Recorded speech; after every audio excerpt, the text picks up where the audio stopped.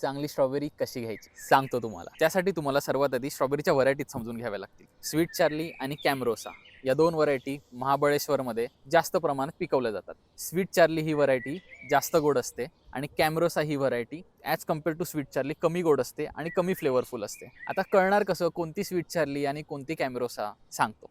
शक्यतो कॅमरोसा ही व्हरायटी अशी वेज शेप्ड असते आणि स्वीट चार्ली व्हरायटी अशी कोनिकल शेप्ड असते. इन जनरलच आहे ना, स्ट्रॉबेरी फॉर आंबट गोडच असतं, पण त्यातल्या त्यात तुम्ही छोट्या आणि मीडियम साईजच्या स्ट्रॉबेरी घ्या. बिगर द बेटर हा रूल ॲप्लिकेबल होत नाही स्ट्रॉबेरीच्या केसमध्ये. जेवढ्या मोठ्या स्ट्रॉबेरी त्या तेवढ्या कमी फ्लेवरफुल आणि पानचट असतील. ट्राय करा.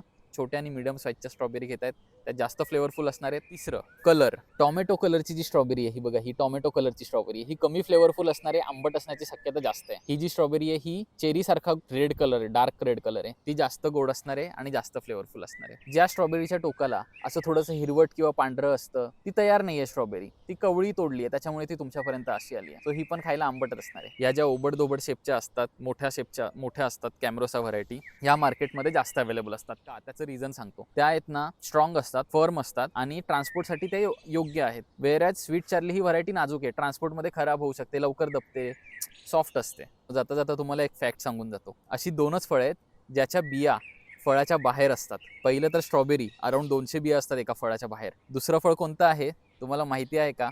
कमेंट करून नक्की सांगा. आपल्या भारतात उगवतं ते, बघूया कोणाकोणाला माहिती आहे.